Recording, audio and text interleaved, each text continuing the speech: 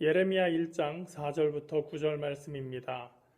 야훼의 말씀이 내게 임하니라. 이르시되 내가 너를 모태에 짓기 전에 너를 알았고 내가 배에서 나오기 전에 너를 성별하였고 너를 여러 나라의 선지자로 세웠노라 하시기로 내가 이르되 슬프도소이다 주 야훼여 보소서 나는 아이라 말할 줄을 알지 못하나이다 하니 야훼께서 내게 이르시되 너는 아이라 말하지 말고 내가 너를 누구에게 보내든지 너는 가며 내가 네게 무엇을 명령하든지 너는 말할지니라. 너는 그들 때문에 두려워하지 말라. 내가 너와 함께하여 너를 구원하리라. 나 야훼의 말이니라 하시고 야훼께서 그의 손을 내밀어 내 입에 대시며 야훼께서 내게 이르시되 보라 내가 내 말을 네 입에 두었노라. 자, 여러분 잘 있었습니까? 6월의 중순에 들어왔습니다. 벌써 시험인 친구들도 있고 시험이 끝난 친구들도 있을 거예요. 어떻게 잘 보고 있나요? 여러분들의 건투를 빌겠습니다. 영화나 애니메이션을 보면 출생 때부터 어떠한 운명을 타고난 그런 주인공들이 등장하는 경우들이 종종 있습니다. 겨울왕국 여러분들 다 보셨죠? 거기 나오는 엘사 같은 경우도 태어날 때부터 혹은 어릴 때부터 얘한테는 어떤 운명이 있어. 그런 것들이 있죠. 그리스 로마 신화에서도 운명이라는 것은 그 영웅들의 인생에 있어서 어쩔 수 없는 것으로 등장하는 경우가 굉장히 많습니다. 그래서 어릴 때 목사님도 그런 생각을 많이 했습니다. 나한테도 그런 운명이라는 것이 있을까? 여러분, 운명이라는 게 뭐죠? 이 운명이라는 것을 우리 인생에 적용을 해보면 간단히 말해서 뭔가 이미 결정되어 있는 것, 아무리 피하려고 해도 어쩔 수 없는 어떤 일, 사건, 그런 것들을 운명이라고 이야기하게 됩니다. 오늘은 예레미야 선지자에 대해서 이야기를 할 건데요. 어떻게 보면 이 예레미야의 경우에도 선지자라는 운명을 타고난 것인가 라고 생각할 수 있는 그러한 상황들이 본문에서 펼쳐지고 있습니다. 결론적인 것을 먼저 이야기하자면 성경은 어떤 운명적인 것, 결정되어 있는 것이 있다고 가르치고 있지는 않습니다. 다만 하나님의 어떤 계획하심이 있고 그러한 계획하심에 대해서 사람들이 어떻게 응답하는가 하는 그런 응답이 중요하다는 것을 가르치고 있습니다. 그렇다면 예레미야의 이야기를 한번 보겠습니다. 하나님께서 어느 날 예레미야를 부르십니다. 예레미야야, 내가 너를 만들었는데 네가 모태에 있기 전에, 즉 엄마 뱃속에 있기 전부터 내가 너를 알고 있었고 네가 엄마 배에 있을 때부터 너를 성별하였다. 이 성별이라고 하는 것은 남녀의 성별을 이야기하는 것이 아니고요. 거룩하게 구별하였다라는 의미입니다. 이렇게 너를 성별해서 여러 나라의 선지자로 세웠다. 하나님의 이 말씀은 우리가 엄마 뱃속에 있기 전부터 그리고 엄마 뱃속에 있을 때부터 이미 우리 각자에 대해서 이미 알고 계셨고 관심을 가지고 계셨다는 것을 의미합니다. 수많은 사람들이 함께 모여 있을 때 그 안에서 눈에 띄는 것은 사실 굉장히 쉽지 않습니다. 모든 사람들이 검은 옷을 입고 있을 때 혼자만 빨간색을 입고 있다든지 아니면 어떤 사람들보다 훨씬 더 키가 크다든지 이런 식으로 굉장히 특출난 어떤 것이 있지 않은 한 여러 사람들 사이에 있는 우리 한 사람 한 사람이 그 사람들 속에서 아주 눈에 띄기는 쉽지 않다는 얘기죠. 목사님이 학교 다닐 때 기억하는 선생님이 한 분 계십니다. 안타깝게도 좋은 기억이라고 할 수는 없을 것 같은데요. 목사님이 고3 때 담임 선생님이었었는데요.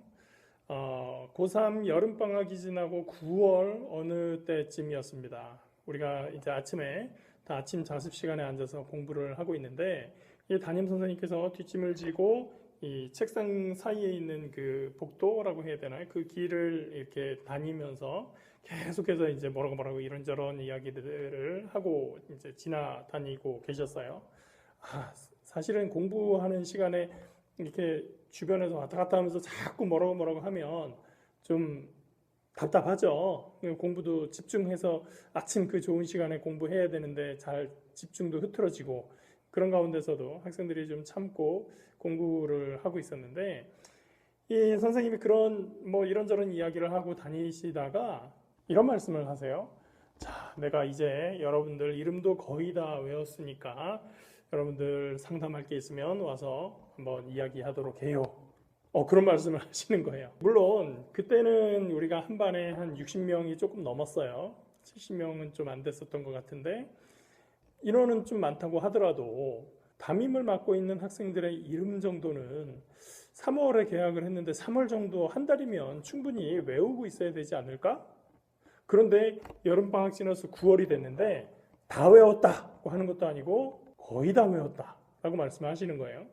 우리 생각에는 이미 3월쯤엔 이름 다 외우고 여름방학 지났고 이제 조금 있으면 원서 쓰고 그래야 되는데 이때쯤이면 이름 거의 다 외웠습니다 할 게 아니라 각각의 개인의 특성과 성적과 또 적성과 이런 것들을 알아서 대학에는 그러면 어느 전공으로 가는 게 좋겠다, 어느 학교 정도가 좋겠다 이런 것들을 상담할 수 있어야 되는데 이 선생님은 너무 그거하고는 거리가 멀었던 거예요. 그래서 우리가 우리 이제 입시 어떻게 하냐 그러면서 굉장히 답답했었던 그런 기억이 있습니다. 그러나 우리 하나님은 그렇지 않습니다.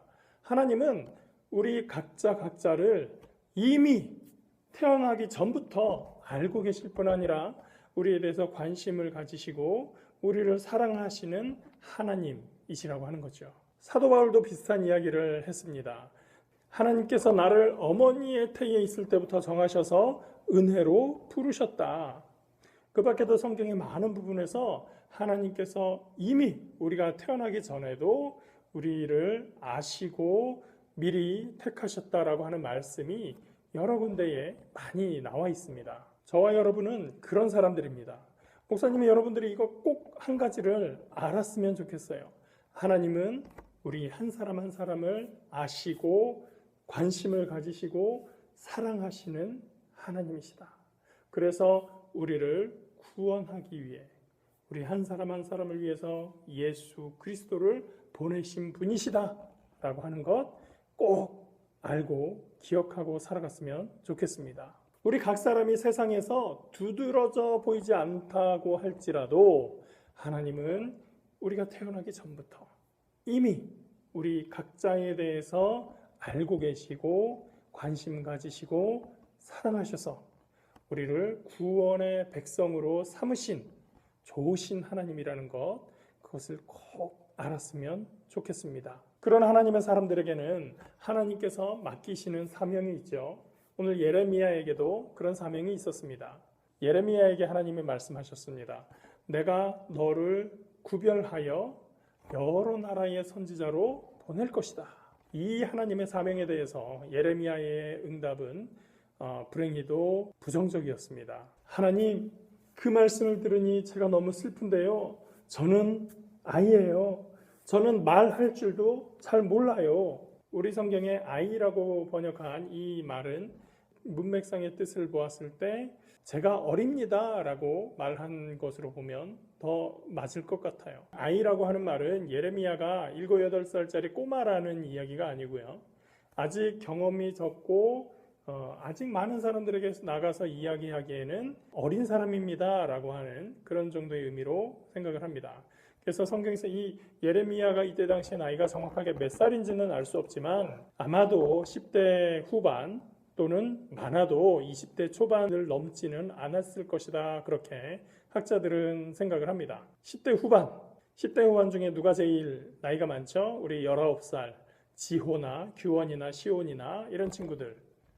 이런 친구들에게 하나님께서 말씀하셔서 내가 너를 여러 나라의 선지자로 보낼 거야. 너 가서 말해. 라고 하는 거예요. 아니면 한두 살 어린 친구들로 봤을 때 한 17살 우리 준호 또 혜준이 이런 친구들 하나님께서 보내시면서 준호야 내가 이제 너를 여러 나라의 선지자로 세웠으니까 너 가서 내가 하는 말 전해 라고 했다는 거예요. 그 말을 들었을 때 우리 준호 같으면 뭐라고 할까요? 야 하나님이 나 보내시니까 그럼 감사합니다. 제가 가서 얘기 잘할게요. 그렇게 하기 쉽지 않겠죠? 하나님 전 경험도 너무 적고요. 하나님 저 어리잖아요. 저는요 유재석처럼 아니면 아나운서처럼 그렇게 말하는 것도 잘 하지 못해요. 제가 어떻게 그런 일을 하죠? 그렇게 예레미야가 반응을 했다는 거예요. 어떻게 보면 이해할 만도 하다. 예레미야가 너무 부정적이고 불순종하는 사람이어서만은 아니다. 우리가 그렇게 생각을 할 수 있습니다. 그때 하나님은 예레미야에게 말씀하십니다. 야훼께서 내게 이르시되 너는 아이라 말하지 말고 내가 너를 누구에게 보내든지 너는 가며 내가 내게 무엇을 명령하든지 너는 말할지니라. 네가 아이인 것은 문제되지 않는다. 그렇게 하나님은 말씀하시는 거예요. 하나님께서 예레미야에게 명령하시는 것은 그저 너는 내가 어디에 가라고 할 때 거기에 가면 돼. 내가 어디에서 뭐라고 말하라고 명령하면 그냥 그대로 따르면 돼. 너는 가서 내가 보내는 곳에 내가 원하는 말을 전하기만 하면 돼. 여러분, 우리 그 정도는 할 수 있지 않아요? 네가 가서 사람들을 설득해 와야 돼. 아니면 네가 가서 이 계약서 꼭 서명 받아와야 돼. 그런 게 아니라 너 그냥 가서 내가 너한테 말하라고 하는 거 그 내용 전하기만 하면 돼. 그 사람들이 듣든지 말든지 그 사람들이 너한테 설득을 당하든지 말든지 그거는 네 탓이 아니야. 너는 가서 그냥 전하기만 하면 돼. 세상살이가 이 정도면 정말 좋을 것 같아요. 중요한 건 뭘까요? 하나님께서 계속 말씀하십니다. 너는 그들 때문에 두려워하지 말라. 내가 너와 함께하여 너를 구원하리라. 나 야훼의 말이니라. 중요한 건 하나님께서 함께 하신다는 것입니다. 하나님이 함께 하시기만 하면, 하나님께서 말씀하신 대로 하기만 하면 내가 누구에게 가든지 무슨 말을 해야 하든지 상관없는 게 되는 거죠. 사실 이후에 예레미야의 삶은 굉장히 쉽지 않은 길이었습니다. 왜냐하면 사람들이 듣기 불편한 말들을 해야 했기 때문입니다. 우리 이미 아모스, 호세아, 이사야 선지자들의 말씀을 통해서 이 북왕국이 멸망했었다는 내용을 들은 적이 있습니다. 예레미야가 활동할 때는 이 북왕국이 멸망하고 남왕국 유다만 남아있을 때였어요. 북왕국 이스라엘이 멸망했었던 이유는 뭐였죠? 하나님께서 그들의 우상 숭배와 그들의 사회적인 약자, 가난한 자들에 대한 부당한 행위들을 이제 더 이상 봐주지 않겠다라고 하셨기 때문이었어요. 그런데 그 똑같은 범죄가 지금 유다에서 벌어지고 있는 거예요. 하나님께서 가장 싫어하시는 이방신들을 섬기고 사회적 약자들, 가난한 사람들을 학대하고 멸시하고 착취하고 있었던 거예요. 예레미야는 유다 사람들의 죄악을 드러내어 말해야 했습니다. 유다 사람들이 하나님의 뜻대로 살지 않으면, 그들의 범죄에서 돌이키지 않으면 하나님의 심판이 임하고야 말 것이다. 그것을 예레미야는 선포했어야 했던 겁니다. 여러분, 이렇게 말하는 사람은 다른 사람들이 보기에 어땠을 것 같나요? 만일 우리가 학교에서 친구들한테 만날 때마다 하는 말이, 야, 너희 이러다가 혼난다. 너희들 잘못한 거 반성해야 돼. 너희들 말이야, 너희가 피해준 사람에게 가서 사과해야 돼. 얘들아, 선생님 좀 있으면 오시는데 너희들 걸리면 어쩌려고 이래. 그만해. 맨날 이런 말만 하고 다니는 친구가 있다면 친구들 사이에서 이 친구의 관계는 어떻게 될까요? 별로 좋은 소리 듣지 못할 거예요. 예레미야가 바로 그런 역할을 맡고 있었던 거예요. 예레미야는 그것만 힘든 것이 아니었습니다. 우리가 호세아를 배울 때 예언자의 선지자들의 상징 행동에 대해서 배운 적이 있어요. 호세아가 결혼이라는 그 상징 행동을 통해서 그 삶으로 이스라엘 백성들에게 메시지를 증거했다라고 하는 것, 그것에 대해서 배운 적이 있는데, 이 예레미야도 선지자로서의 상징 행동들이 몇 가지 있습니다. 우리가 다 이야기할 수는 없지만 하나님께서 예레미야에게 말씀하신 것들이 그런 거예요. 첫 번째로, 너 결혼하지 말라. 너는 잔치집에도 가면 안 된다. 너는 초상집에도 가면 안 된다. 결혼에 대해서는 요즘은 특별히 더 자기 개인의 문제라고 해서 많이 이야기를 하지 않는데, 한번 엄마 아빠한테 가서 물어보세요. 엄마, 아빠, 지금부터 절대로 잔치집에 가면 안 된다. 앞으로 절대로 나는 초상집에 가지 않겠다. 그렇게 되면 어떻게 되나요? 엄마 안 갈 수 있어요? 아빠 안 갈 수 있나요? 그렇게 물어보면 아마 거의 모든 부모님들이 아유, 절대로 그렇게 살 수는 없지. 어떻게 잔치집에도 한 번도 안 가고 초상집에도 한 번도 안 가고 어떻게 그렇게 사니? 사회생활을 하려면 그렇게 살 수가 없어. 분명히 그렇게 말씀하실 거예요.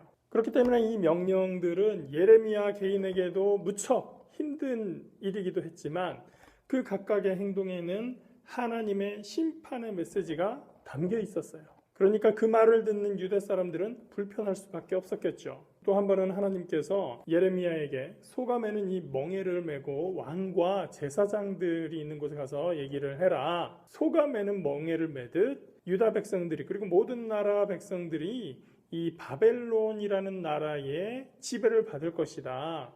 바벨론의 느부갓네살 왕이라는 사람의 멍에를 매게 될 것이다. 라는 말을 전하라. 그렇게 말씀을 하셨어요. 예레미야가 그 말씀대로 가서 전하게 됩니다. 멍에를 메고 가게 되는 거죠. 이보시오, 내가 이렇게 소의 멍에를 메고 있는 것처럼 모든 나라들이 물론 유다를 포함해서 다 바벨론의 느부갓네살 왕의 멍에를 지게 될 것입니다. 그 왕의 지배를 받게 될 것입니다. 그렇게 선포를 하게 됩니다. 그때 왕실에서 임명한 왕실 선지자가 있었어요. 공무원이죠. 하나냐라고 하는 선지자가 있었는데 예레미야한테서 이 멍에를 빼앗아다가 확 부러뜨려 버렸어요. 그러면서 하나님께서 2년 내에 이 멍에를 부러뜨릴 것이다. 바벨론의 그 느부갓네살의 멍에 우리에게 오지 않을 것이다. 라고 예레미야하고 반대되는 이야기를 했던 거죠. 예레미야가 그 자리에서 돌아갔을 때 하나님께서 예레미야를 불러서 다시 말씀하십니다. 너 가서 하나냐한테 얘기해. 네가 이 멍에를 나무로 됐다고 해서 부러뜨렸니? 내가 쇠로 된 멍에를 준비해 줄 거야. 절대로 느부갓네살의 지배에서 벗어날 수 없을 거야. 그리고 하나냐는 금년 내에 죽을 것이다. 예레미야가 그 말씀대로 가서 전했어요. 그리고 얼마 지나지 않아서 하나냐는 죽음을 당하게 됩니다.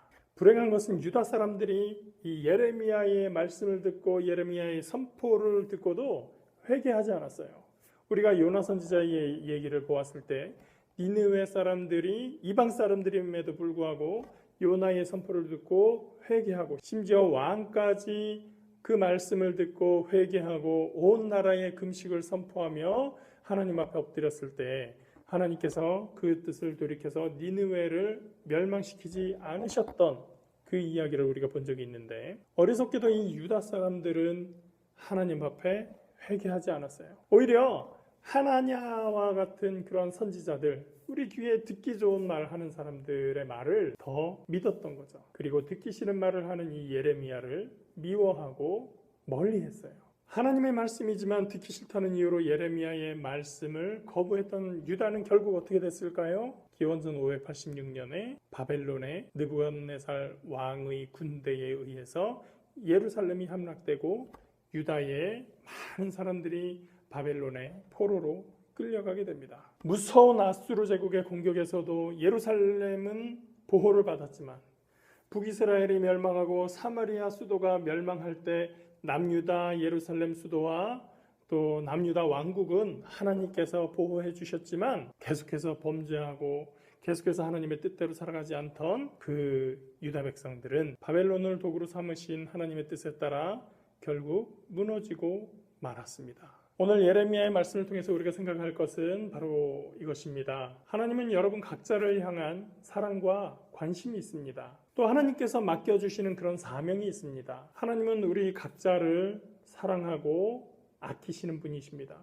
그리고 또 우리에게 맡겨주시는 그런 사명이 있습니다. 하나님이 우리에게 원하시는 것은 우리가 하나님의 뜻대로 살아가는 것이기 때문에 하나님을 거부하고 하나님의 말씀을 거부하는 사람들에게 우리가 때로는 거절당하고 때로는 미움을 받을 수 있고 때로는 위협받을 수도 있어요. 그렇다고 해서 우리가 사람들의 눈치를 보고 사람들이 좋아하는 말만 하며 사는 사람이 되어야 할까요? 결국 세상은 하나님께서 통치하시고 죄에 대해서 하나님은 심판을 하실 것입니다. 우리가 하나님보다 친구가 좋아하는 것을 따라다니게 되고 하나님이 원하시는 뜻보다 내가 좋아하는 나의 욕구를 채우는 것을 우선순위로 살아가게 된다면 비록 그때는 좋은 것 같지만 마지막 하나님의 손길이 임할 때 그것에 대한 심판은 어쩔 수가 없는 것이죠.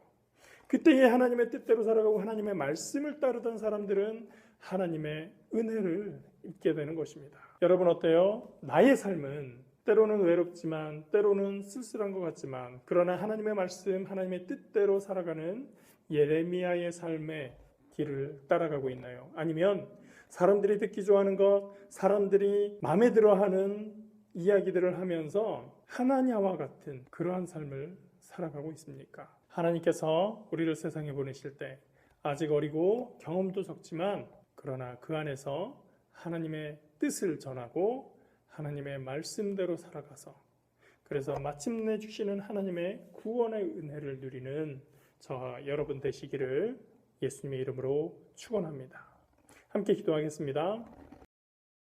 사랑과 은혜의 하나님 감사합니다. 하나님께서 오늘도 우리 사랑하시고 믿음으로 주님 앞에 나아가며 주님을 선포할 수 있도록 하신 것을 감사합니다. 하나님 주님께서 예레미야를 모태에 짓기 전부터 그리고 이미 모태에 있을 때부터 사랑하시고 성별하셨던 것을 오늘 배웠습니다. 그러한 관심으로 그러한 사랑으로 오늘 우리도 거룩하게 구별하신 것을 감사합니다. 이제 우리가 하나님께서 주시는 그 말씀 안에서 믿음 안에서 감사함으로 살아가는 믿음의 사람들 될 수 있도록 인도하여 주시옵소서. 오늘도 우리에게 은혜 주시는 하나님께 감사하오며 예수님 이름으로 기도합니다. 아멘.